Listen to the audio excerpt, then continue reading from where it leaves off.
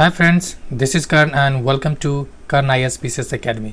Friends, ये एरोटेरिया का प्रैक्टिस सेट है। ये सेट नंबर 3 है। इसमें आपको 30 मिनट तक जीके जीएस है और बाकी उसमें मैथ रीजनिंग है। तो सेट नंबर 3 है। उससे पहले 1 और 2 सेट अपलोड किया जा चुका है, जिसका PDF आपको कर्ण IAS PCS के टेलीग्राम ग्रुप में मिल जाएगा। इसमें देखेंगे 120 question complete with math and reasoning. Question number 1, Harappa सभ्यता में जुते हुए खेत का साक्ष्य कहाँ से मिला है? तो कालीबंगा से। ठीक है। इसके अलावा क्या मिला यहाँ से? तो अलंकृत ईटा, चूड़ी, लकड़ी इत्यादि। क्वेश्चन नंबर 2, अशोक द्वारा कलिंग युद्ध का किस वर्ष लड़ा गया था? तो 261 ऑप्शन बी होगा। ईसा लड़ा गया था, ईसा पूर्व में। क्वेश्चन नंबर 3, मौर्य काल में चारागाह के अध्यक्ष को क्या कहा जाता था? तो ऑप्शन सी, विविता अध्यक्ष कहा जाता था। क्या कहा जाता था? विविता अध्यक्ष। क्वेश्चन नंबर 4, गुप्त काल में पूग किसे कहा जाता था?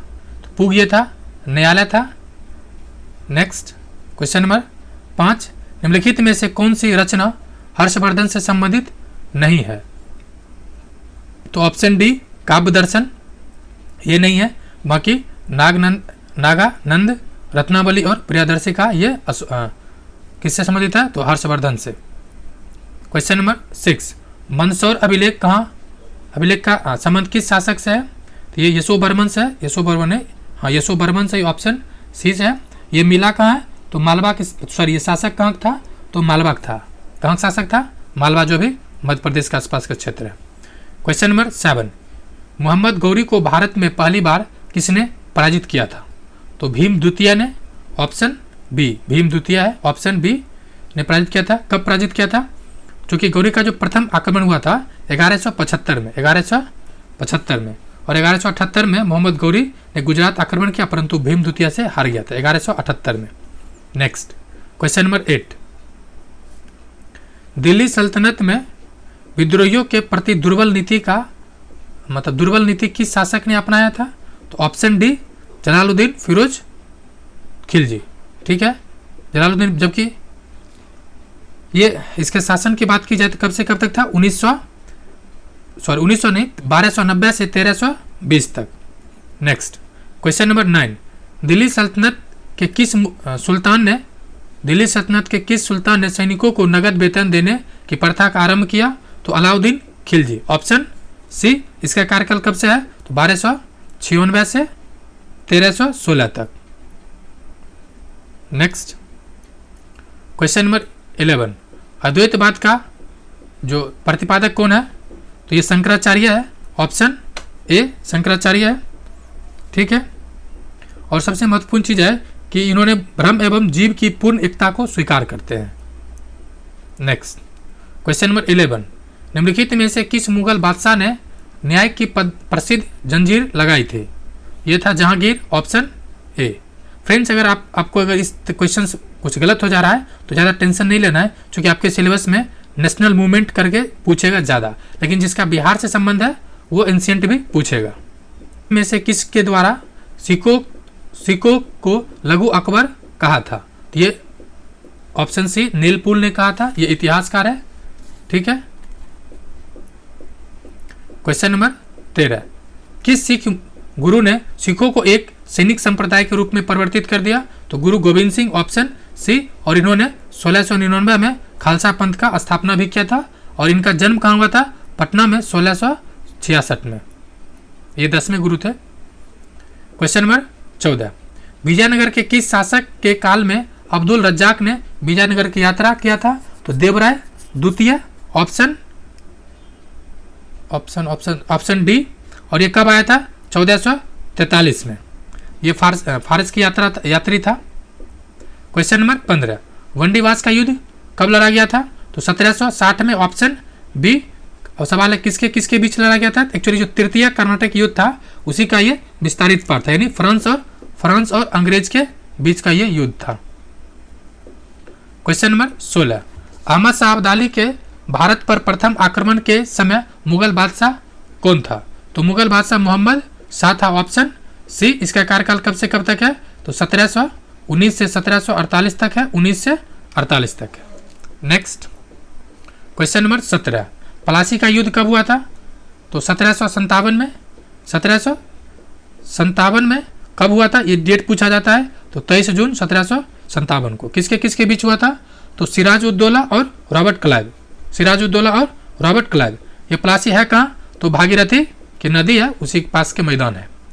क्वेश्चन नंबर 18, फैजाबाद में 1857 के विद्रोह का नेतृत्व किसने किया था? तो ऑप्शन बी अहमद अली ने किया था। और ये भी पूछा जाता है बिहार में नेतृत्व किसने किया था? तो बिहार का नेतृत्व बाबू वीर कुंवर सिंह किए थे, जो आरा से। और पटना से किसने किया था? तो पटना से पीर अली ने किया था।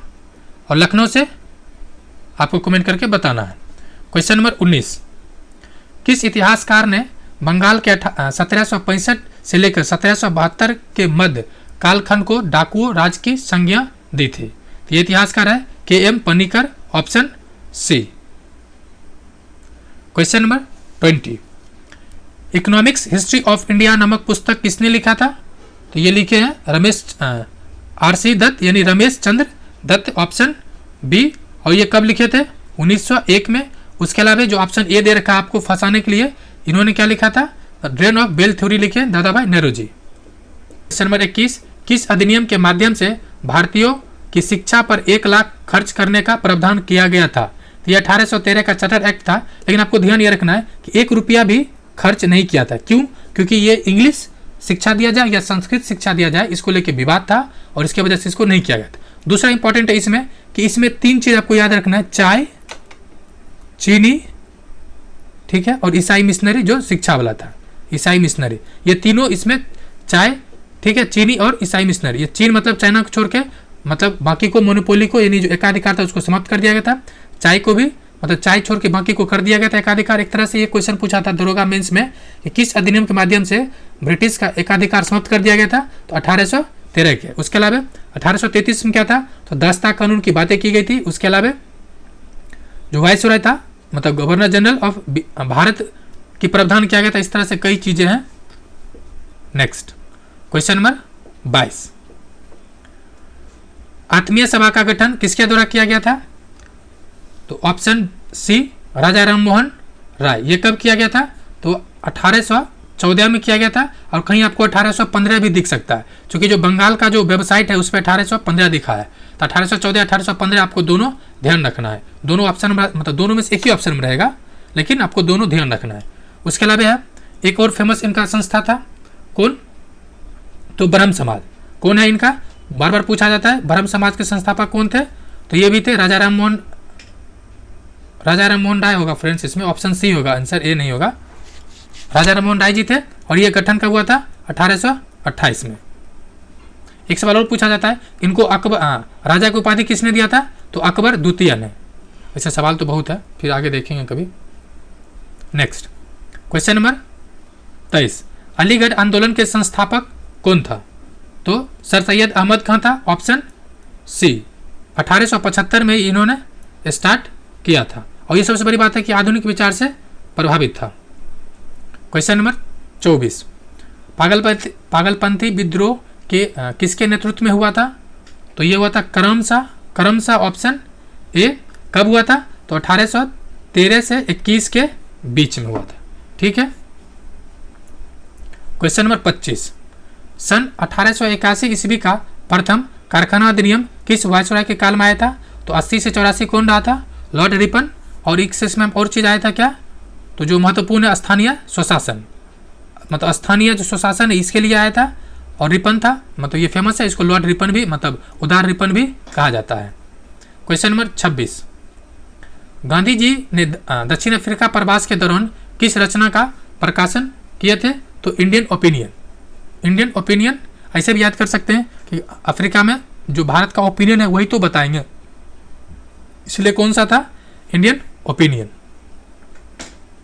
क्वेश्चन नंबर 27, किस गवर्नर जनरल के द्वारा सर्वप्रथम प्रेस पर सेंसरशिप मतलब एक तरह से प्रतिबंध लगाया गया था? तो ऑप्शन बी लॉर्ड वेलेस्ली। इसका कालखंड कब से कब तक है? तो 1798 से 1805 तक है। और ये लगाया कब था? 1799 में। और बेलेजली सहायक संधि का सर्वाधिक विस्तार किया था। क्वेश्चन नंबर 28, मुजफ्फरपुर में किंग्सफोर्ड की हत्या का प्रयास कब किया गया था? तो 1908 में किया गया था। 1908 में कितने तारीख को? 30 अप्रैल को। ठीक है, खुदीराम बोस और प्रफुल्ल चक्की ने बम फेंक दिया था। किस पे बम फेंका था?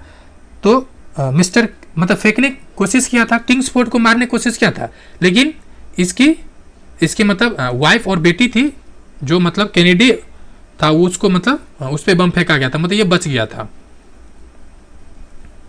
क्वेश्चन नंबर 29, निम्नलिखित में से किसने दिल्ली में स्वदेशी आंदोलन का नेतृत्व किया था? तो दिल्ली में क्या था? सैयद हैदर राजा ने किया था। ठीक है, स्वदेशी आंदोलन हुआ कब था? 1905 ड्यू टू बंग आंदोलन। क्वेश्चन नंबर 30, किस उदारवादी नेता को the grand old man of India कहा जाता है या ग्रैंड ओल्ड मैन कहा जाता है? दादा भाई नेहरू जी को कहा जाता है। ऑप्शन डी, इन्होंने 3 बार कांग्रेस का अध्यक्षता भी किया था। ठीक है, और ये इंटरेस्टिंग है कि जो उदारवादी यानी लिबरल पार्टी की तरफ से 1892 में इन्होंने ब्रिटिश संसद के सदस्य भी चुने गए थे। हालांकि पहली बार हार गए थे, दूसरी बार में ये चुने गए थे। क्वेश्चन नंबर 31, निम्नलिखित में से कौन सी घटना सबसे बाद में घटित हुआ है? तो पहले देख लीजिए, चंपारण हुआ है 1917 में, ये 17 चंपारण 17 लिख देते हैं। उसके बाद स्वराज खेरा हुआ है 18 में, असहयोग हुआ है 20 में, और स्वराज पार्टी हुआ है 23 में। तो सबसे बाद पूछ रहा है, सबसे बाद, तो 23 वाला सबसे बाद हो जाएगा ऑप्शन बी।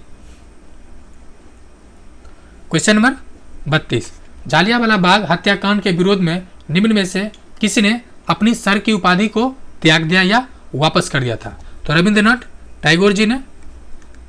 ये हत्या कब हुआ था? तो 1919 को, 13 अप्रैल 1919। कह रहा है असहयोग गांधी जी द्वारा चलाया गया प्रथम जन आंदोलन था, तो असहयोग आंदोलन था। जी हाँ, आपको चंपारण भी हो सकता है, लेकिन चंपारण मतलब जन आंदोलन नहीं था, वो एक तेरे छोटे से इलाके में था। जन आंदोलन था, असहयोग आंदोलन जो कब हुआ था? 1 अगस्त 1920 को, 1 अगस्त 1920 को। ये नमक सत्याग्रह कब हुआ था? तो सविनय अवज्ञा आंदोलन ये कब हुआ था? 1930 में। अहमदाबाद मिल वर्कर्स ये 1918 में हुआ था, ये हुआ था फरवरी मंथ। देखिए आप दो, आपको कंफ्यूजन हो सकता है, इसको थोड़ा सा टाइम दीजिए, लेकिन समझ लीजिए खेरा और अहमदाबाद। ठीक है, अहमदाबाद दोनों हुआ 18 में, लेकिन देखिए खेरा ये मार्च में हुआ है। खेरा कब हुआ? मार्च में। आपको याद कैसे रहेगा बताते हैं, ये हुआ फरवरी में। बड़ा शब्द है, फरवरी में ज़्यादा वर्ड है, तो फरवरी हो जाएगा। अहमदाबाद इसमें भी ज़्यादा शब्द है, खेरा छोटा है और मार्च भी शब्द में छोटा है, तो मार्च में खेरा और फरवरी में अहमदाबाद। ये याद कर लीजिए क्योंकि बहुत कन्फ्यूजन होता है। क्वेश्चन नंबर 34, निम्नलिखित में से किसके सुझाव पर भारतीयों को साइमन कमीशन से बाहर रखा गया था? ये सुझाव किसने दिया था? उस समय के जो गवर्नर था, कौन था? तो लॉर्ड इरविन। ये कब से कब तक रहा? 1926 से 1931। उसके बाद कौन आया 31 से 35? 31 से 35 आया बेंटिक, विलियम बेंटिक। ठीक है, क्वेश्चन नंबर 35, द्वितीय विश्व युद्ध कब आरंभ हुआ? तो 39 में हुआ। कितनी तारीख को? 1 सितंबर को हुआ है। ठीक है, जर्मनी के पोलैंड पर आक्रमण के साथ ही। ये भी पूछा जा सकता है कि किसके साथ हुआ? तो जर्मनी आक्रमण करता है किस पे? पोलैंड पे। और चलता कब तक है ये? तो 45 तक चलते रहता है। क्वेश्चन नंबर 36, निम्नलिखित में से कौन सा युग्म सही सुमेलित नहीं है? तो नहीं कौन सा है? तो लॉर्ड रिपन कार्यकाल है 1880 से 84, यानी यही गलत हो गया। कॉमनवेल्थ अवार्ड हुआ है, ये मैकडोनाल्ड किया था, मैकडोनाल्ड 1932 में, ये ऑप्शन ये गलत है। बाकी जो है लिनलिथगो है, अगस्त प्रस्ताव हुआ था, ये कब से कब तक रहा था? तो 1935 से 44 तक रहा था लिनलिथगो। ठीक है, 43 तक। उसके अलावा इसके समय अगस्त प्रस्ताव हुआ था। उसके अलावा डलहौजी, ये व्यापक सिद्धांत, इसका कार्यकाल कब तक है? तो 1848 से 56। ठीक है, और लॉर्ड चेम्सफोर्ड, ये हुआ है द्वैध शासन। कब आया था? 1919 का द्वैध शासन। क्वेश्चन नंबर 37, झंडा गीत निम्नलिखित में से किसके द्वारा लिखा गया था या रचा गया है? तो श्यामलाल प्रसाद, ऑप्शन बी। क्वेश्चन नंबर 38, निम्नलिखित में से कौन सी कोविड-19 वैक्सीन डीएनए आधारित वैक्सीन है? तो ये है ऑप्शन ए जैकोब डी। कौन है? Jacob D. क्वेश्चन नंबर 39, कौन सा संगठन ऑपरेशन ग्रीन को कार्यान्वित करता है? तो नफेड। Option A. कौन करता है? नफेड। ये किसके अंतर्गत है? तो जो ग्रीन है ना वो खाद्य प्रसंस्करण एवं उद्योग मंत्रालय के अंतर्गत है। ठीक है। क्वेश्चन नंबर, ये नाबार्ड का संबंध किससे है? तो एग्री प्रोडक्ट से। ठीक है, ये भी ध्यान रखना। आईसीएमआर क्या है? आईसीआर है, ये भी एग्रीकल्चर से है। क्वेश्चन नंबर 40, आर्थिक सर्वेक्षण किसके द्वारा प्रकाशित होता है? तो वित्त मंत्रालय के द्वारा। किसके द्वारा? वित्त मंत्रालय का। जो बजट होता है उससे एक दिन पहले पेश किया जाता है, बजट से एक दिन पहले। क्वेश्चन नंबर 41, सर्व शिक्षा अभियान का उद्देश्य किस आयु के बच्चों में शिक्षा को प्रोत्साहित करना है या प्रसार करना है? तो 6 से 14 वर्ष। और ये अनुच्छेद 21A में इसको शामिल कर दिया गया मूल अधिकार के तौर पे। हालांकि अनुच्छेद 45 में भी है, लेकिन इसको मूल अधिकार के रूप में बनाया अनुच्छेद 21A में। क्वेश्चन नंबर 42, वह उद्योग जो खनिजों का उपयोग कच्चे माल के तौर पे करता है क्या कहलाता है? खनिज, कच्चा माल से कपड़ा बनाना या कुछ भी बनाना, तो मेनली क्या कहलाएगा? तो हो जाएगा खनिज आधारित उद्योग। खनिज आधारित उद्योग। क्वेश्चन नंबर 43, निम्नलिखित कंद फसलों में से किसे गरीबों का मित्र कहा जाता है? तो आलू को। जी हाँ, आलू अगर बंद हो जाए तो दुनिया में मतलब 3-4 फसल है जो पूरे दुनिया खाता है। आलू, फिर चावल, गेहूं। जी हाँ, सिर्फ आलू के बैन मतलब सड़ जाने से, आलू के उत्पादन नहीं होने से बंगाल में 5 लाख लोगों की मृत्यु हो गया था। 5 लाख। ये 1920 के आसपास की घटना है। नंबर 44, भारतीय मौसम विज्ञान संस्थान कहाँ स्थित है? तो नई दिल्ली में। कहाँ स्थित है? नई दिल्ली में। उसके अलावा प्लाज्मा अनुसंधान संस्थान कहाँ पर है? तो गांधीनगर में। गांधीनगर में है प्लाज्मा अनुसंधान संस्थान। उसके अलावा केंद्रीय कांच एवं मृतिका अनुसंधान संस्थान कोलकाता में है। Centre for DNA fingerprinting and diagnosis कहाँ पर है? हैदराबाद। और केंद्रीय वन अनुसंधान संस्थान जो सर्वाधिक बार पूछा गया वो कहाँ पर है? तो देहरादून में। क्वेश्चन नंबर 45, सार्क का गठन कब हुआ था? स्थापना या गठन? सार्क का गठन कब हुआ है? 1985 में। Option C. ये सार्क है क्या? South Asian regional corporation. क्या है? South Asian association for regional corporation. South Asian association for regional corporation. इसका गठन, इसका हेडक्वार्टर कहाँ है? काठमांडू। काठमांडू अर्थात नेपाल में। इसमें सदस्य कितना है? कौन कौन है? तो भारत चूंकि दक्षिण एशिया में आता है, इसको देख लीजिए थोड़ा। कंट्री है, कौन कौन है? एक नंबर पर अपना प्यारा भारत है। ठीक है, अपना प्यारा भारत है। दूसरा नंबर, उसके बाद देखिए दूसरा नंबर पाकिस्तान पर है, पाकिस्तान है।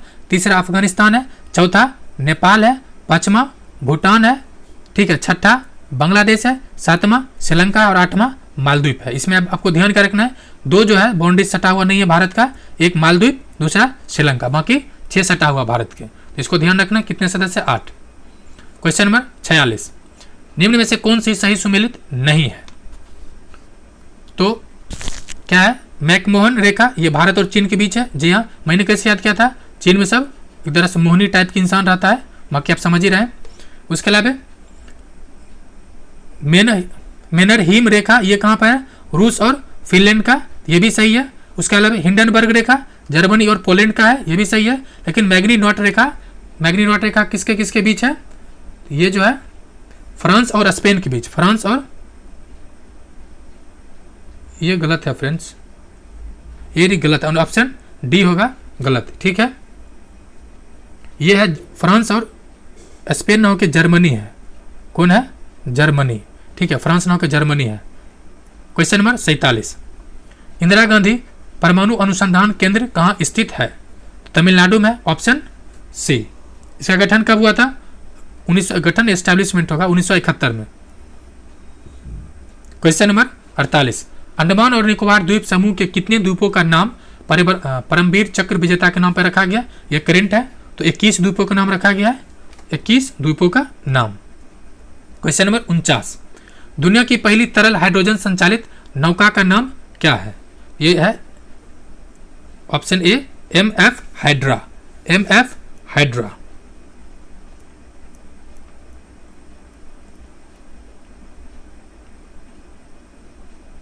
क्वेश्चन नंबर 50, भारतीय अंतरिक्ष अनुसंधान संगठन अर्थात इसरो ने अपने 12 वर्ष पुराने उपग्रह मेगा ट्रॉपिक्स को किस महासागर में गिराया? तो इसको गिराया प्रशांत महासागर। जो सर्वाधिक बड़ा सागर कौन सा है? तो प्रशांत महासागर, option A. Question number 51, Sitiveni Rabuka किस देश के नए प्रधानमंत्री बने? तो ऑप्शन सी फिजी का है। फ्रेंड्स, अगर आप करंट अफेयर देख रहे हैं तो एडुटेरिया का करंट अफेयर मंथली और मतलब टॉपिक वाइज कराया गया, आप जाके देख सकते हैं। क्वेश्चन नंबर 52, ऑस्ट्रेलिया ओपन 2023 का विजेता कौन है? तो नोवाक जोकोविच, ऑप्शन सी। पुरुष एकल का ये जीता है। उपविजेता कौन रहा? तो स्टेफनोस सिटसिपास, यूनान का है, यूनान का। क्वेश्चन नंबर 53, हाल ही में किस भारतीय संस्थान ने कृत्रिम हृदय तैयार करने में सफलता हासिल की? यानी अगर ये सफल हो जाता है पूरी तरह से तो फिर दिल किसी के लगेगा नहीं। कहा है भैया? अरे आर्टिफिशियल रहेगा। क्वेश्चन नंबर 53 का हो जाएगा DIIT कानपुर। यानी कह सकते हैं क से कानपुर और दिल, यानी कान और दिल दोनों एक साथ काम कर रहा है ट्रिक के तौर पे। क्वेश्चन नंबर 54, किस वर्ष भारत ऊर्जा स्वतंत्रता प्राप्त करने का लक्ष्य रखा है? तो ये आज़ादी के 100 वर्ष पूरे होने पे यानी 2047 तक। और कार्बन उत्सर्जन जीरो कब कर लेगा? जीरो कर लेगा 2070 में। जीरो मतलब जितना उत्सर्जन करेगा उतना ऑब्जॉर्व कर लेगा। जीरो मतलब सांस लेना नहीं छोड़ेंगे, उत्सर्जन एंड ऑब्जॉर्प्शन इक्वल हो जाएगा, बैलेंस हो जाएगा। क्वेश्चन नंबर 55 क्या कह रहा है? मृदु उत्तक एक प्रकार का क्या है? तो सरल उत्तक है, यानी ऑप्शन बी। ठीक है, वैसे उत्तक दो तरह का होता है। उत्तक की बात करें दो तरह का होता है, एक विभाजन जो डिवीजन होता है, एक होता है परमानेंट। जो ब्रेन उरेन होता है ना वो सब परमानेंट होता है, या फिर जो प्लांट में जो जाइलम होता है और फोइलम वो भी परमानेंट ही होता है। क्वेश्चन नंबर 56 देखिए, ये क्वेश्चन जो है ना ये प्रीवियस ईयर है। अगर यूपीएससी का उसमें भी बने तो अच्छी बात है, नहीं बने तो बहुत अच्छी बात है, टेंशन लेकिन नहीं होना चाहिए। 56 क्या करा है? कवक में क्लोरीन का अभाव होता है, यानी कौन का कथन सत्य पूछ रहा है? जी हाँ, कवक में क्लोरीन का अभाव होता है, इसीलिए अपना भोजन ये नहीं बना पाता है। अब कह रहा है मशरूम ब्रायोफाइटा के अंतर्गत आता है? ब्रायोफाइटा के अंतर्गत आता है? जी नहीं, ये गलत है। शैवाल संभानीय पौधा है? ये नहीं। थैलोफाइटा वर्ग के पौधे का शरीर जड़, तना और पत्तियों में विभक्त नहीं होता है? जी हाँ, यानी 1 और 4 सही है, ऑप्शन बी। क्वेश्चन नंबर 57, संक्रमित पेयजल से फैलने वाली रोग होता है तो कौन सा होगा? तो हेपेटाइटिस, ऑप्शन डी। ये वायरस के कारण होता है, इसको ध्यान रखना है। उसके अलावा 58 नंबर, दुधारू पशुओं को जो रोग होता है एंथ्रेक्स, वो किसके कारण होता है? तो बैक्टीरिया के कारण होता है, ऑप्शन ए। ऑप्शन ए कर लीजिए, ज़्यादा घसा गया है, ऑप्शन ए। ठीक है, नहीं 58 नहीं 59 क्या कह रहा है? रंसाकूर पाया जाता है। रंसाकूर ये क्या है? तो छोटी आंत में, ऑप्शन सी स्मॉल इंटेस्टाइन में। वैसे ये पूछा जा सकता है कि जो स्मॉल इंटेस्टाइन है यानी छोटी आंत वो कितने पार्ट होता है? उसका 3 पार्ट होता है। कौन कौन? ग्राहिनी, उसके अलावा जेजुनियम, इलियम। क्वेश्चन नंबर 60, आवासीय और वायवीय श्वसन कोशिका में किस भाग में होता है? कौन? और वायवीय श्वसन कोशिका के किस भाग में होता है? ये होता है कोशिका द्रव में, यानी ऑप्शन बी में।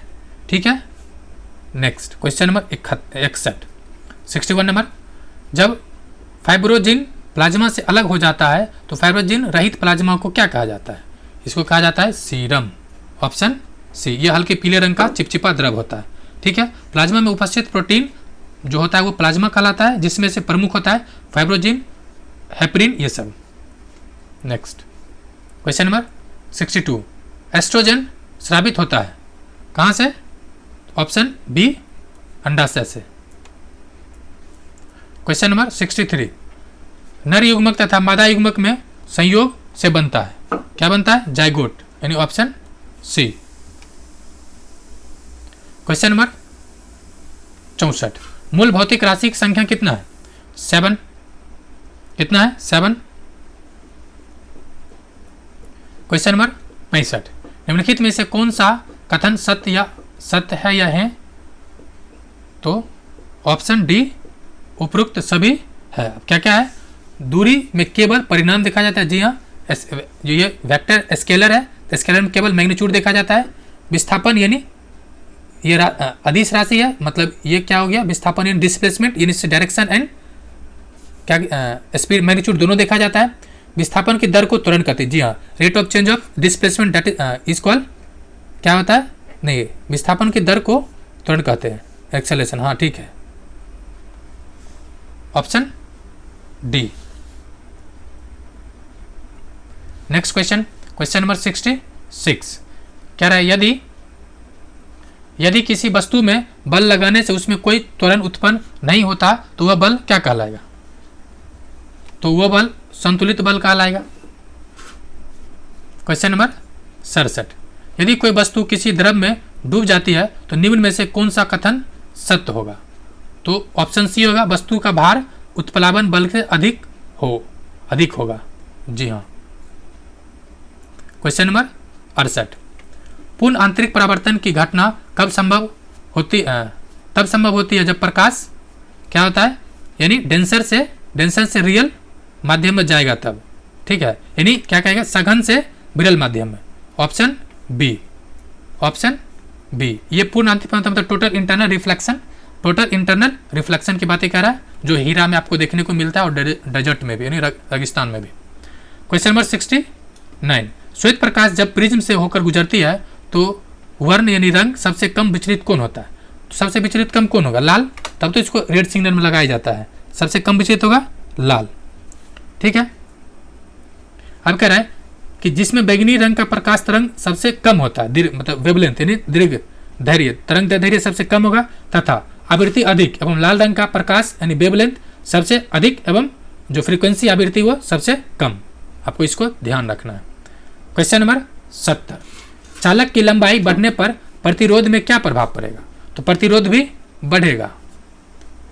क्वेश्चन नंबर 71 बॉयल्स तथा चार्ल्स के नियम को सम्मिलित रूप से क्या कहा जाता है, बॉयल्स और चार्ल्स के नियम को सम्मिलित रूप से, तो गैस समीकरण, ऑप्शन बी। इसका कभी कभी फॉर्मूला भी पूछ लेता है, एक सदाबहार फॉर्मूला है पीबी इक्वल टू NRT, क्या होता है, PB equal to NRT। Question number 72 समुद्र के जल से नमक को किस विधि द्वारा निकाला जाता है, तो वाष्पीकरण, ऑप्शन ए, क्या कहता है, वाष्पीकरण, ऑप्शन ए।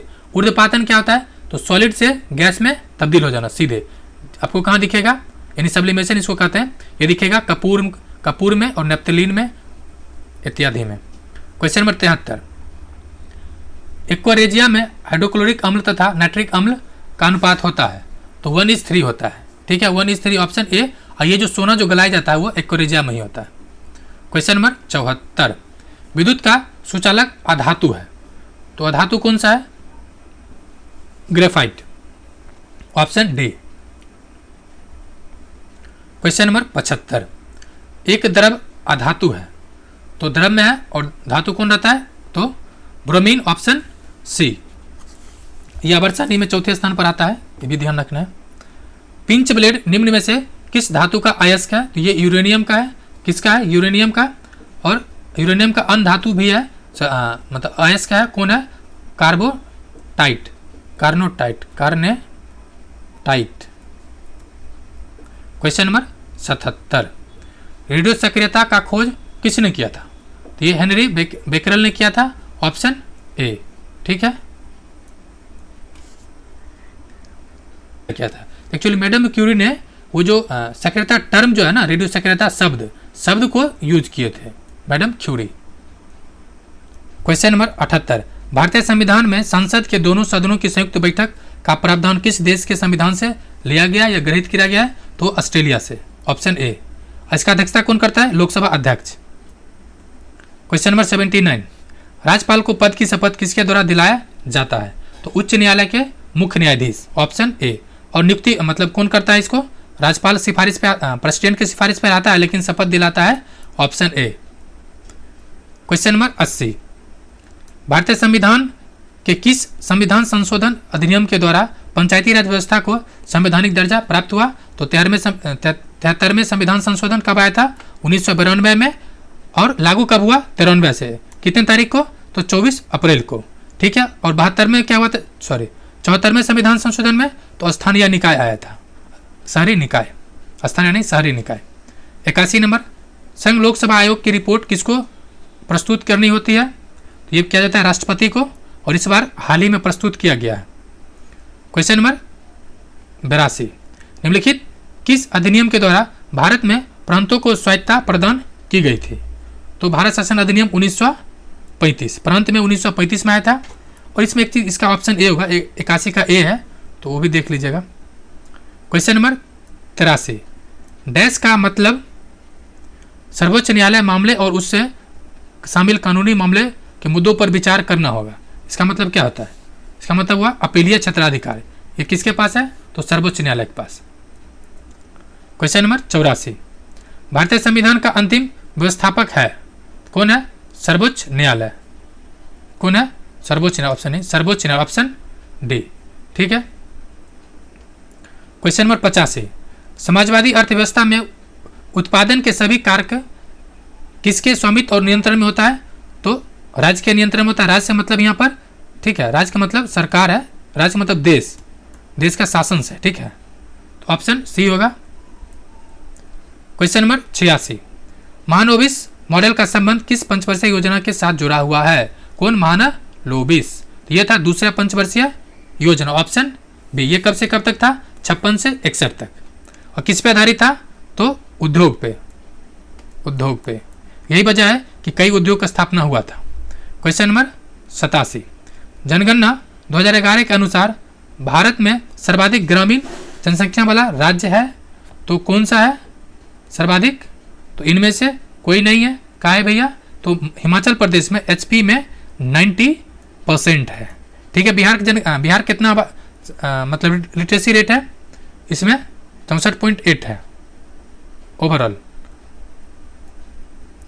अब नेक्स्ट क्वेश्चन नंबर 88 कह रहा है बिहार बजट 2023-24 के अनुसार बिहार का विकास दर कितना रहने का अनुमान है, यह है 15.24%, ऑप्शन बी। क्वेश्चन नंबर 89, प्रति हेक्टेयर उत्पादन की दृष्टि से सबसे अधिक चावल का उत्पादन किस राज्य में होता है, क्या कह रहा है, प्रति हेक्टेयर यानी उत्पादकता पूछा, प्रोडक्टिविटी, तो ये टॉप पर है पंजाब, ठीक है। ओवरऑल में पंजाब नहीं है, लेकिन टॉप पर पंजाब है प्रोडक्टिविटी के मामले में। और ओवरऑल में कौन सा है चावल में, तो पश्चिम बंगाल, वेस्ट बंगाल ओवरऑल में है, लेकिन प्रोडक्टिविटी में पंजाब। ये मैच द फ्लोइंग है, ये देखिए, ये प्रीवियस ईयर क्वेश्चन है, जी यूपीएससी में पूछा गया है। कह रहा है जिम कॉर्बेट कहाँ पर है ये, तो ये उत्तराखंड में, यानी 1 का 3, देखिए 1 का 3 कहाँ पर है, 1 का 3 केवल और केवल एक ऑप्शन है, मतलब अगर आपको एक भी याद होता जिम कॉर्बेट कहाँ पर है, तो आपका आंसर 100% आंसर सी आता है। यानी उसके बाद क्या है, बांधवगढ़, ये कहाँ पर है, ये मध्य प्रदेश में, तो 2 का 4 दफा है, तो ये है दफा कहाँ पर होगा, तो दफा है मिजोरम में, ऑप्शन बी, और रणथंभौर ये राजस्थान में।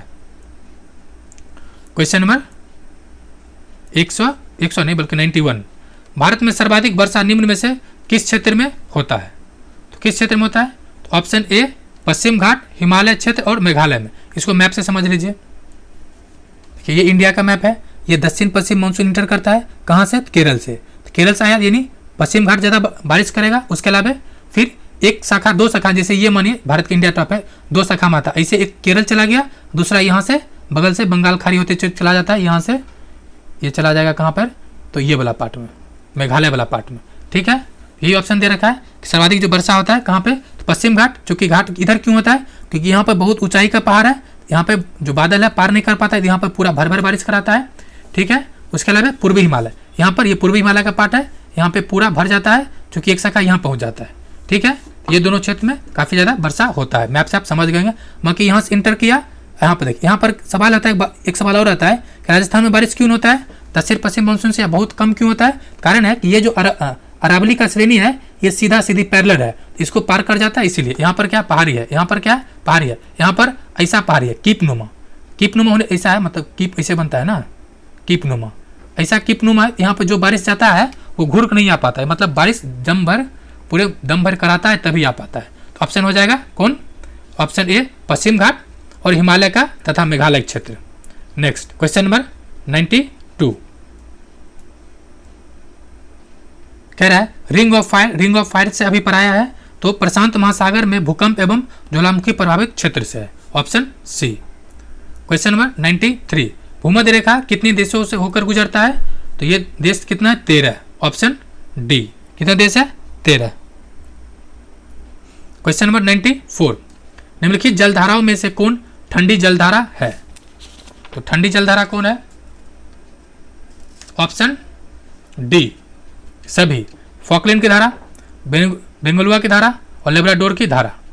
इसको अगर मैप में देखना चाहिएगा तो ये मान लीजिए वर्ल्ड मैप है, ठीक है। यहाँ पर ये फॉकलैंड के, सॉरी यहाँ पे आपको फॉकलैंड दिखेगा, नहीं यहाँ पे बेंगलुआ लेब्राडोर की धारा दिखेगा और फिर बेंगलुआ धारा। नेक्स्ट क्वेश्चन नंबर 95, निम्न में से कौन सा देश कैस्पियन सागर से सीमा नहीं बनाता है? तो जो नहीं बनाता है वो इराक नहीं बनाता, ऑप्शन सी। बाकी अजरबैजान, ईरान और कजाकिस्तान बनाता है। क्वेश्चन नंबर 96, निम्नलिखित में से किस जिला की सीमा रेखा लंबाई पश्चिम बंगाल में सबसे कम स्पर्श करता है? तो ये पूर्णिया जो है सबसे कम करता है, ये इंपॉर्टेंट, इसको मार्क कर ले, ठीक है। बाकी कितना जिला टच करता है बिहार का? 3। कौन कौन?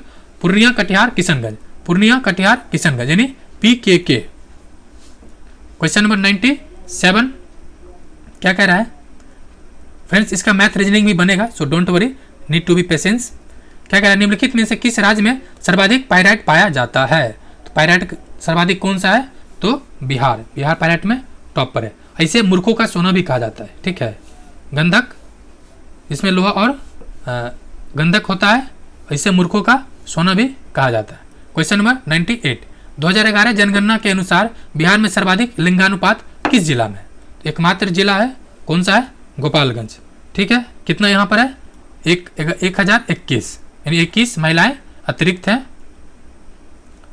क्वेश्चन नंबर 99, भारत का सबसे लंबा राष्ट्रीय राजमार्ग कौन है? तो सबसे लंबा है वो ऑप्शन ए, राष्ट्रीय राजमार्ग, सॉरी राजमार्ग नहीं, जलमार्ग है, सॉरी फ्रेंड्स, जलमार्ग। तो राष्ट्रीय जलमार्ग 1 है। ये कहाँ से कहाँ तक चलता है? इलाहाबाद, मतलब हल्दिया से इलाहाबाद के बीच, ठीक है। हल्दिया इलाहाबाद टू बीच कितना किलोमीटर है ये? 1620। ये थोड़ा सा मार्क कर ले। क्वेश्चन नंबर 100 और आखिर, जीके का आखिर क्वेश्चन है, शून्य रेखा कहलाती है? शून्य रेखा क्या कहलाती है? त्रिपुरा और बांग्लादेश के बीच की रेखा, ऑप्शन डी। फ्रेंड्स ये जीके जीएस कंप्लीट हो गया। अब आपको मैथ रीजनिंग मिलेगा अभी, ठीक है। तो फ्रेंड्स अगर वीडियो को लाइक नहीं किए या चैनल को सब्सक्राइब नहीं किए, प्लीज चैनल को सब्सक्राइब कर ले। अगर आपको इसका पीडीएफ चाहिए तो टेलीग्राम ग्रुप ज्वाइन कर ले, किसका? कर्ण IAS PCS एकेडमी का, जहां आप वीडियो देख रहे हैं। चलिए मैथ रीजनिंग का सोल्यूशन देखते हैं। कह रहा है 101 नंबर कि 80 का 50% और 50% का फिर 90%, मतलब 80 का 50%, इसको 50 से गुना कर देंगे, क्योंकि परसेंटेज है तो हटाएंगे तो 100 नीचे कर देंगे, गुने 90 है, परसेंटेज है, हटाएंगे तो 100 नीचे कर देंगे, ठीक है। अब इसको कैंसिल कीजिए, 1 2 1 2 फिर 1, ये कैंसिल हो गया, 5 ये आ जाएगा 2 बार में और ये आ जाएगा 4 बार, यानी 9 चौक 36। क्या हो जाएगा आंसर? ए। नेक्स्ट क्वेश्चन नंबर 102 कह रहा है 9 + 2 √14 का वर्गमूल ज्ञात करें। सिंपल तरीका है, क्या ज्ञात करना है? वर्गमूल। तो देख लीजिए, ये इसको पहले क्या करना है? इसको एक्सपेंड करना है। इसको पहले ऑप्शन देखिए, सबसे पहले ऑप्शन देखिए। ऑप्शन क्या दे रखा है? ऑप्शन दे रखा है कि इसमें 2 है, 5 है, 5 3 8 है। देखिए पहले बात तो जैसे वर्गमूल बोला है, इसको फैक्टर करेंगे तो 2 हो सकता है, 9 कैसे आ सकता है? 9 आने के लिए कंडीशन है, मतलब ये ट्रिक काम करेगा आपको। 9 आने की कंडीशन है कि देखिए 5 और 4 जोड़ेंगे 9 आएगा क्या? नहीं। और ये आएगा क्या? नहीं। ये आ सकता है, ये भी नहीं आएगा। ये नहीं, देखिए एक ये और ये दिख रहा है, क्योंकि हमको यहाँ पे 9 लाना है जोड़ घटा करके, तो 9 आएगा किस दोनों में से? आएगा ही नहीं। इसमें भी नहीं आएगा, ठीक है। ये आ सकता है, नहीं ए और डी में, बी और डी में से कोई होगा। अब चलिए क्वेश्चन बनाते हैं, ठीक है। इसको क्या लिख सकते हैं? तो इसको तोड़ सकते हैं 9 को, तो 7 + 2 + ये 14 क्या लिख सकते हैं? 2 √2 × 7, ठीक है। अब इसको क्या लिख सकते हैं? तो √2² + √7² + 2 √7 √2 अलग अलग कर दिए। अब देखिए a² + b² + 2ab आ गया ना, a² + b² + 2ab आ गया, जी हाँ। तो आप इसको सिंपल फॉर्मूला पे पुट कर दीजिए, ठीक है ना। फॉर्मूला पर पुट करने से क्या आ जाएगा आपको? यानी पूरा पूरी क्या बन जाएगा? √2 + √7 का होल स्क्वायर, दैट मीन्स क्या हो जाएगा आंसर? आंसर हो जाएगा बी। फ्रेंड्स इसका पीडीएफ भी पीडीएफ सॉल्यूशन के तौर पे देख लीजिए, नीचे देखिए पीडीएफ भी शेयर किया गया है, तो यहाँ पे भी आपको बना हुआ मिल जाएगा। 3 है, कह रहा है एक तैराक धारा के प्रतिकूल 30 किलोमीटर और धारा के अनुकूल 40 किलोमीटर की दूरी तय करता है। यदि प्रत्येक स्थिति में 5 घंटा समय लगता है तो धारा की गति क्या होगा? धारा की गति क्या होगा? पहली बात टाइम दे रखा है कितना, 5 घंटा और किलोमीटर, यानी फॉर्मूला क्या होता है? स्पीड इक्वल टू मतलब distance, speed equal distance by time होता है ना, डिस्टेंस अपॉन टाइम। तो हमको स्पीड निकाल लेना है, ठीक है।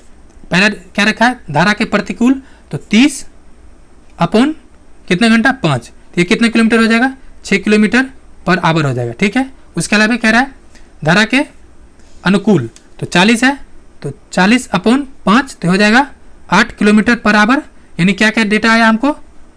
8 नहीं 5 आ जाएगा, 6 किलोमीटर पर आवर और 5 किलोमीटर पर आवर, ठीक है, पर आवर।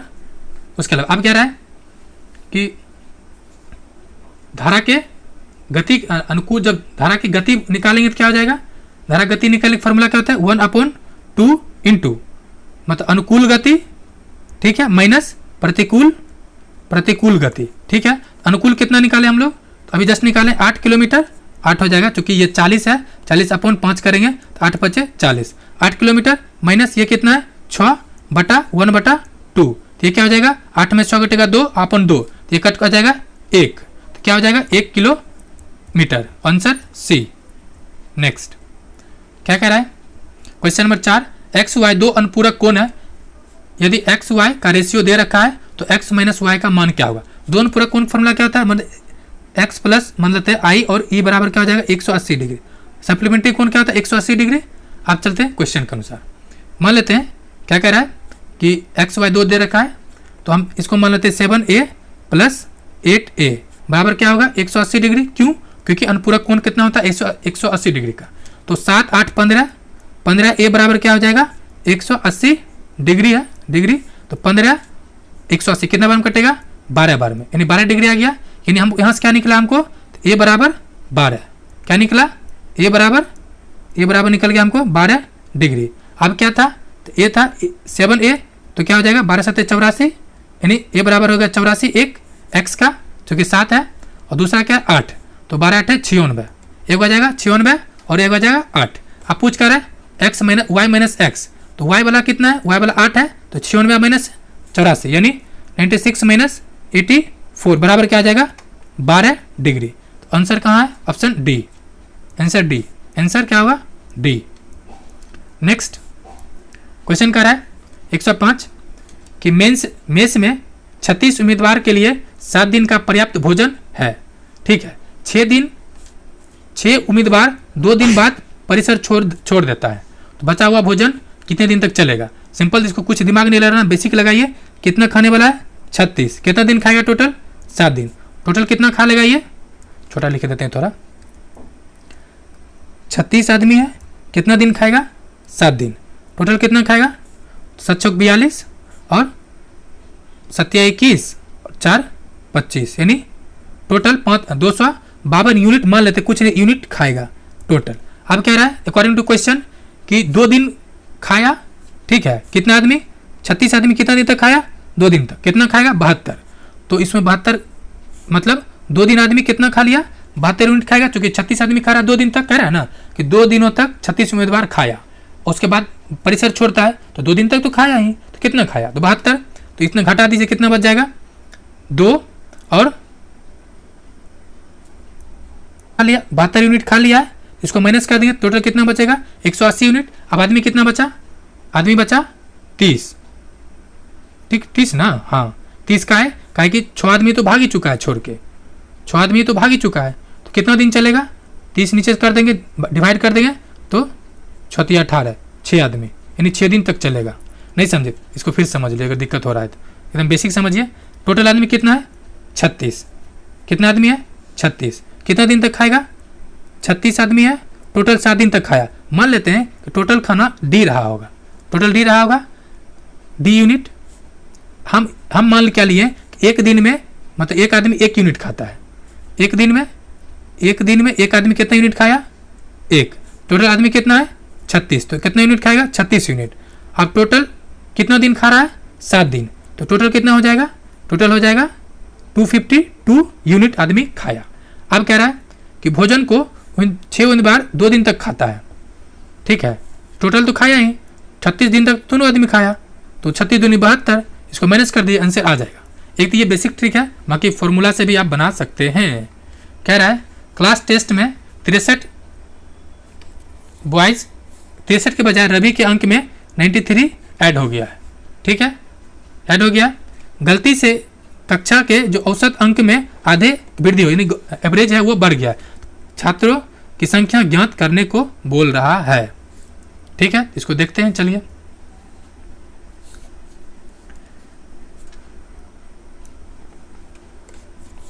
में बॉयज रवि के अंक गलत तरीके से 93 ऐड हो गया है, गलती की वजह से कक्षा में औसत अंक में आधे की वृद्धि हो गया है, तो छात्रों की संख्या, देखिए इसमें 2 वेरिएबल्स है, दोनों में से कोई नहीं दिया गया है, तो हम मान लेते हैं छात्रों की संख्या नंबर ऑफ स्टूडेंट x है, ठीक है, नंबर ऑफ स्टूडेंट कितना x है, उसके अलावा एवरेज ए भी जी, एवरेज कितना होगा a मान लेते हैं, ठीक है। अब अकॉर्डिंग टू क्वेश्चन चलते हैं। कह रहा है टोटल क्या हो जाएगा, एवरेज एक्स ए हो जाएगा टोटल शुरुआती में, प्लस क्या कर रहा है कि 63 होना चाहिए था, लेकिन कितना हो गया 93, तो 63 ऐड कर दिया, क्योंकि जो ज़्यादा हो गया 93 को इसको माइनस कर देंगे, 93 हो गया upon total number of student कितना है x, क्योंकि एवरेज का फॉर्मूला क्या आता है, सम upon number of student, student कितना x, इसके ये कितना आ गया है, तो ये हो गया एवरेज में कितना बढ़ गया है, तो एवरेज में बढ़ गया है 1/2, तो एवरेज कितना है मेरा, एक ए है, उसमें आधा बढ़ गया। इस इक्वेशन को सोल्व कीजिएगा तो आपको यहाँ सोल्व किया हुआ है, संख्या x मान लिया गया है और औसत को a मान लिया गया है, ठीक है। अकॉर्डिंग टू प्रश्न कह रहा है, बस आपको ध्यान रखना एवरेज क्या होता है, एवरेज होता है सम, यानी सम अपॉन नंबर ऑफ स्टूडेंट, यानी टोटल नंबर, ठीक है। अब देखिए कह रहा है पहले तो औसत कितना था, एक्स ए हो जाएगा जो यहाँ पे लिख रखा है, उसके अलावा 63 एक्चुअल मार्क्स था, लेकिन कितना ऐड हो गया 93, 63 ऐड करेंगे ही, लेकिन 93 ज़्यादा हो गया, उसको माइनस कर देंगे, बाय टोटल नंबर लिख देंगे, ये सब निकल गया, अपॉन क्या कह रहा है एवरेज में हाफ बढ़ गया, तो एवरेज में कितना था 1, उसमें से आधा को ऐड कर दिए, ठीक है। अब इस इक्वेशन को सोल्व कीजिएगा तो आपको आ जाएगा x बराबर 60, यानी स्टूडेंट कितना हो जाएगा 60। तो साथ कह रहा है 80 लीटर के मिश्रण में सिरप और पानी का अनुपात है, यानी मान लीजिए ये सिरप है और ये वाटर है, ठीक है। सिरप का अनुपात कितना है 5:3 है, ठीक है। तो किस मात्रा में पानी मिलाया जाए ताकि मिश्रण में सिरप और अनुपात 5/6 हो जाए, ठीक है।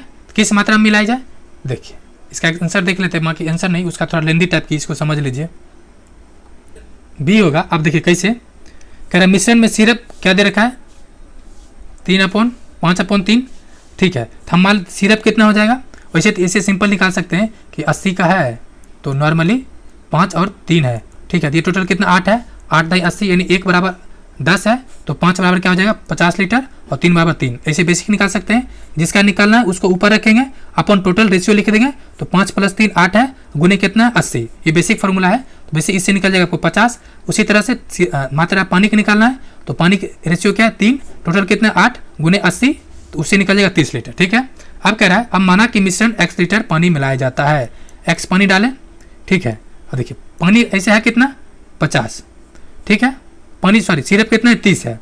अब कह रहा है कि पानी मिलाया गया 30, पहले पानी है उसमें x मिलाया गया है, x बराबर पानी मिलाने के बाद रेशियो क्या बन जाता है 5/6, इसको क्रॉस मल्टीप्लिकेशन करके सॉल्व कर लीजिएगा, तो ये हो जाएगा आपको, ये हो जाएगा मतलब 6×5 = 300 और बराबर हो जाएगा 30×5 = 150 प्लस 5x, ठीक है। तो ये 150 इधर आ जाएगा, तो ये बचेगा 150, तो हो जाएगा इधर 5, फिर बचेगा क्या मतलब 150 बराबर 5x, तो 5 × 3 यानी 30 बच जाएगा, x बराबर क्या आ जाएगा 30। ये तो बेसिक मेथड है, हमको लगता है बेसिक मेथड ही आप फॉलो कीजिए।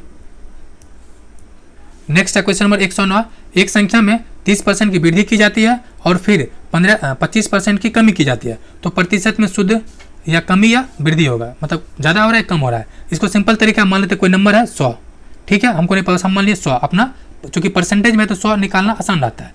पहले क्या करा है 30% की वृद्धि कर दिया, 30% चूँकि परसेंटेज है तो नीचे 100 डालेंगे, ठीक है, सॉरी क्या कह रहा है 30% की वृद्धि करती है, कितना हो जाएगा, ये हो जाएगा 130। अब कह रहा है फिर 125% की कमी की है, तो इसमें से 25% 130 का 25% निकाल दीजिए तो कितना हो जाएगा, तो हो जाएगा ये 100।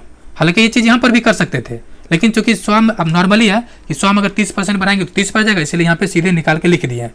अब यहाँ 25% कीजिए तो देखिए 1 0 से 1 0 कैंसिल, ठीक। अब इसको 5 से कीजिए तो 5 5 25 और 5 दूनी 10, ठीक है, हो गया। उसके अलावा देखिए ये क्या हो जाएगा 6.5, ठीक है, यानी 7.5 हो जाएगा, 6 दूनी 12 और 1 5 6.5 हो जाएगा। अब देखिए इसको कैंसिल करने से 13 कैंसिल कीजिएगा 2 से तो 6.5 आएगा, और इधर 5 है गुने 5, ये कितना आ जाएगा 32.5, 32.5 आ गया, ठीक है। यानी जब हम माइनस किए हैं यहाँ क्या कर रहा है, फिर 25% की कमी करते हैं तो हमको आ रहा है 32.5, ठीक है। और पहले कितना था 30% वृद्धि हुआ तो माइनस कितना हो गया, तो ओवरऑल देखा जाए तो जब 30% वृद्धि किए तो 130 गया, और जब हम 25% कमी करते हैं तो 132.5 चला जाता है, तो माइनस हो जाएगा कितना 2.5% की कमी हुआ। वहाँ की इसका एक सिंपल फॉर्मूला भी है, ए अगर माइनस है तो बी माइनस ए इंटू बी अपॉन 100, इसे भी बना सकते हैं। ए कितना है, ए आपका 30, बी कितना है 25 माइनस 30 गुने 25, एक सेकेंड फ्रेंड, मतलब 30 माइनस 25 गुने 30 अपॉन 100, ये हो जाएगा, ये से ये कैंसिल, ठीक है। अब इसको कीजिए माइनस, कितना आ जाएगा, ये बचा 5 माइनस 2.25 गुने 3/10, यानी इसको पॉइंट कर दीजिए तो हो जाएगा ये भी कितना आपको 7.5, ठीक, अढ़ाई गुना, अढ़ाई को 3 से गुना करेंगे 7.5 आ जाएगा, यहाँ पर भी आपको 2.5 माइनस निकल जाएगा। नेक्स्ट क्वेश्चन नंबर 110 है, कह रहा है दिए गए व्यंजक का मान निकालिए, ठीक है। ये सिंपल है तो इसमें ज़्यादा दिमाग लगने की जरूरत नहीं है, प्लस माइनस इसमें ध्यान ये रखना है कि पहले क्या होता है, पहले डिवीजन होता है, फिर उसके बाद मल्टीपल होता है, यानी इसका निकालेगा तो क्या आ जाएगा आपको आंसर, ऑप्शन सी आ जाएगा, मतलब गुना प्लस माइनस है तो आप निकाल लीजिए नॉर्मली। अब कह रहा है क्वेश्चन नंबर 111, 2 बहनों का वर्तमान आयु 5:4 है, 4 वर्ष बाद उनकी आयु का अनुपात 11:9 हो गया, तो छोटी बहन का आयु क्या होगा, पहले तो इसको सिंपल फार्मूला से निकाल लीजिए, बेसिक फार्मूला से, ठीक है, वही कि मानी एगो का कितना है 5x फिर 4x, ठीक है। अब कह रहा है 4 वर्ष बाद, तो दोनों में 4 वर्ष ऐड कर दीजिए, यानी 5x + 4 upon 4x + 4 equal to क्या हो जाता है 11/9। इसको क्रॉस मल्टीप्लिकेशन करके निकाल सकते हैं, एक तो ये हो गया, दूसरा सिंपल जो निकाल सकते हैं एलिमिनेशन ट्रिक से कि 5:4 है और 11:9 है, ये जब मतलब ये प्रेजेंट एज है, जब 4 साल उसमें ऐड होता है तो ये रेशियो आ जाता है। सिंपल ट्रिक क्या है कि ये जो डिफरेंस है पहला, ठीक है, चाहे वो 4 साल पहले हो 4 साल बाद हो, ये सब निकल जाएगा इसी से। जो डिफरेंस है ये दोनों का डिफरेंस देखिए कितना है, तो 1 है, यानी 5:4 में कितना डिफरेंस है 1 है। उसी तरह से 11 और 9 में कितना डिफरेंस है 2 है। तो ये जो दोनों है ना, ये हमको कोशिश करना है कि ये जो डिजिट है ना, इसके जो अंतर है, इसके बीच के अंतर उसको बराबर करना है। क्या करना है, बराबर। उसके लिए हम क्या करते हैं, बराबर करने के लिए हम करते हैं इसका डिफरेंस और इसका डिफरेंस निकाल लेते हैं और अपोजिट गुना कर देते हैं, यानी इसका वाला डिफरेंस इसमें कर देंगे और इसका वाला डिफरेंस इसमें कर देंगे। तो इस दोनों के बीच 1 है यहाँ पे कर दिए, इसके बीच 2 है तो यहाँ पर कर दिए, ठीक है। अब देखिए डिफरेंस करके तो ये 5 दूनी 10 यहाँ लिख दिए, 4 दूनी 8 लिख दिए, और ये चूंकि 11 और 9 एक है तो हो जाएगा। अब देखिए ये क्या कह रहा है कि 4 साल बाद ना ये डिफरेंस का अंतर कितना का है, 4 साल बाद में अंतर आया है, यानी एक डिफरेंस अब क्या निकला 1 साल का अंतर में ये 4 रेशियो है। तो पूछ क्या रहा है, तो छोटी बहन हो जाएगी ये वाला, चूंकि छोटा रेशियो वाला, तो हो जाएगा 8 चौक 32, चूंकि 8 रेशियो है, 1 का मतलब 4 है, तो यहाँ कितना अंतर कितना रेशियो है, तो 4, चूंकि परसेंटेज पूछ रहा है तो क्या हो जाएगा 8 चौक 32। वहाँ की बेसिक फार्मूला से भी आप बना सकते हैं। क्वेश्चन नंबर 112, निम्नलिखित अंक श्रेणी में लुप्त को ज्ञात करना है। ये देखिए बहुत कॉम्प्लिकेटेड है, आपको बता देते हैं, ऐसे बना लीजिएगा। देखिए इसके बीच कितना डिफरेंस है 9, ठीक है, इसके बीच कितना डिफरेंस है 130, इसके बीच कितना डिफरेंस है 229, ठीक है। फिर नेक्स्ट के बीच कितना डिफरेंस है, तो ये होना चाहिए था 254, ये मतलब डिफरेंस निकाला है। फिर क्या किया है कि इस दोनों के बीच डिफरेंस निकाला है, 9 और 130 के बीच कितना है 121, ठीक है। फिर इसके बीच में डिफरेंस निकाला है तो 169, फिर इसके बीच में 225। इसमें क्या दिख रहा है, ये 11 का स्क्वायर है, ये 13 का स्क्वायर है, ये 15 का स्क्वायर है, यानी 11 स्क्वायर 13 स्क्वायर 15 स्क्वायर है, यानी प्लस 2 का बढ़ रहा है। उसी तरह से ये निकालते जाएगा, आखिर में क्या आ जाएगा, आखिर में इसको निकालना है 15 का स्क्वायर, ठीक है, प्लस 524 जो आने के बाद होगा, और ये 400, ये जो है 459 जोड़ने पे ये आ जाएगा 983, option B. Next question number 113 कह रहा है कि ये मल्टीपल में दिख रहा है आपको, हाँ मल्टीपल में दिख रहा है 3 का, 7 21 21 3 63 और 63 3 3 3 9 6 18 189, ठीक है। उसके बाद अलावा ये देखिए 5 ये 15 5 75 और 75 3 375, ठीक ना। इसका मतलब 5, ये 5 का डिफरेंस दिख रहा है, यहाँ पे 5 का मल्टीपल है, यहाँ पे भी 5 का, यहाँ पर भी 5 का है, ये 3 है, ये 5 है, तो यहाँ पर क्या दिख रहा है 4 3 12, यानी ये 4 दिख रहा है, और 12 चौक 48, यहाँ पर भी 4 दिख रहा है, तो अगला क्या हो जाएगा 48 चौके, यानी 50 चौके 200, 200 में से 8 घट जाएगा तो 192, option A, option A. Next question number, ये श्रृंखला दिया हुआ है, कह रहा है नीचे दिए गए श्रृंखला में संख्याओं का क्रम दिया गया है, इसमें गलत का संयोजन का पहचान करें। तो गलत कौन सा है, देखिए इसके बीच का डिफरेंस कितना है, पहले इधर से डिफरेंस निकाला गया है, कितना है -11, फिर देखिए घटते जा रहा है, इसके बीच में क्या -22, इसके बीच में क्या है -33, फिर इसके बीच में तो पता नहीं है, इसको ज्ञात करना है, और इसके बीच में कितना है तो -66।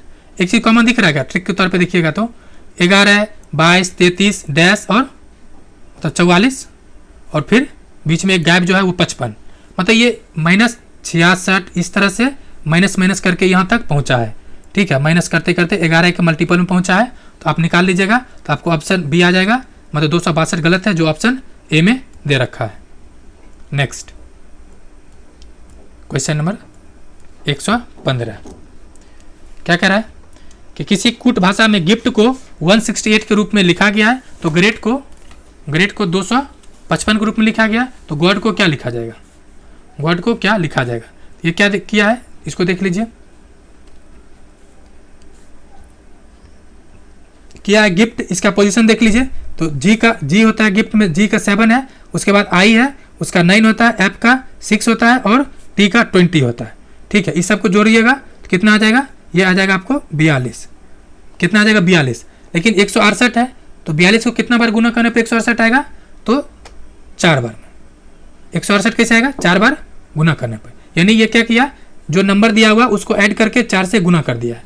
आप देखिए उसी तरह से इसको भी फॉलो किया है, जी का 7 है, प्लस आर का आर 18 होता है, ई का 5 प्लस ए का ए और टी का 20, इसको ऐड कीजिएगा तो आपको आ जाएगा 100, मतलब ये आ जाएगा 51, और ये दे रखा है 255, तो 5 गुने ऐसे दिख रहा है, तो 5 से गुना करने पर आ जाएगा 5, और 5 दूनी 10 1 11, यानी 25, हाँ 25 आ जाएगा, ये 255, ये भी 5 से गुना है।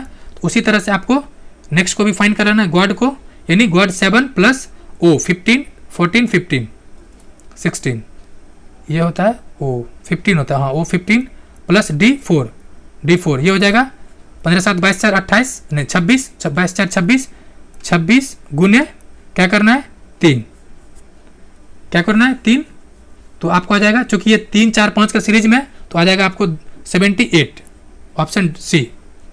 नेक्स्ट क्वेश्चन नंबर 116, 4 अक्षर समूह दिए गए जिनमें से 3 किसी प्रकार के समानता रखता है और एक भिन्न है, तो भिन्न अक्षर समूह को चयन कीजिए। चलिए देखते हैं क्या अलग अलग है। ये जो दे रखा है बी भी ई एम, आपको पोजीशन याद होना चाहिए, बी भी ये कितना उल्टा है, आपको जैसे कि अपोजिट भी याद करना है, जैसे बी से भी तक तो -6 गया है, मतलब अपोजिट करके, जैसे हुआ ना वाई, मतलब वाई पहले बी है ना, तो ए फिर वाई मतलब ए जेड वाई एक्स डब्लू भी 1 2 3 4 5 6, यानी 6 माइनस में गया, अपोजिट चला है। उसी तरह से ई एम देखिएगा, इसमें 8 प्लस हुआ है, ठीक है। आई देखिएगा बी में आई सी के पी, इसमें देखिएगा आई 9 पर है और सी है 3 पे, तो यहाँ भी -6 हुआ है। उसी तरह से सामने -6 हुआ है, ठीक है, कितना सब में कितना हुआ -6 उसके अलावा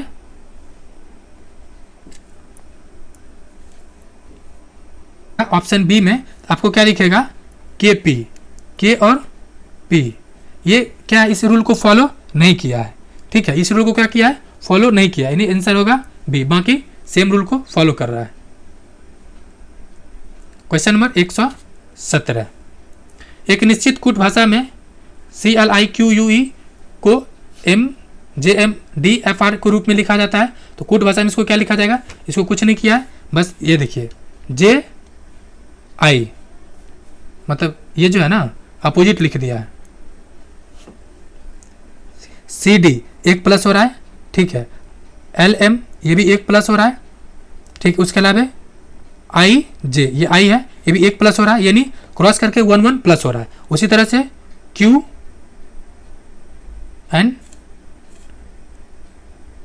और QE है, R है, यहाँ पे गलती से लिखा गया R है, BR है,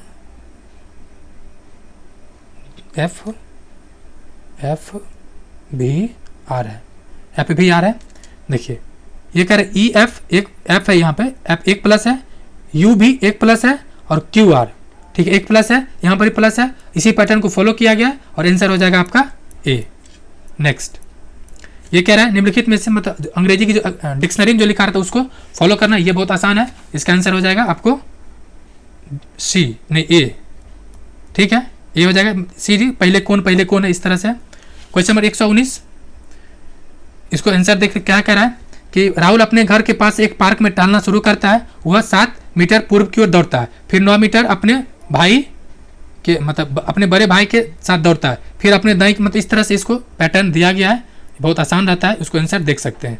आखिर क्वेश्चन है कि उस विकल्प का चयन करें जो तीसरे शब्द से उसी तरह संबंधित है जिस प्रकार पहला शब्द दूसरे शब्द से संबंधित है, ठीक है, यानी क्या कह रहा है, पहला शब्द क्या है, प्रफुल्लित यानी उदास होना, यानी काफ़ी खुशी तो उदास हो जाना, तो बहादुर तो क्या हो जाएगा, बहादुर है तो सुस्त कोई मतलब नहीं है, उठपटांग का कोई मतलब नहीं है, आदर्श नहीं हो सकता, यानी ऑप्शन सिर्फ ऑप्शन ए हो सकता है, यानी आंसर ए होगा। फ्रेंड्स वीडियो देखने के लिए शुक्रिया, वीडियो को लाइक करें, चैनल को सब्सक्राइब करें। जय Hind and good night friends.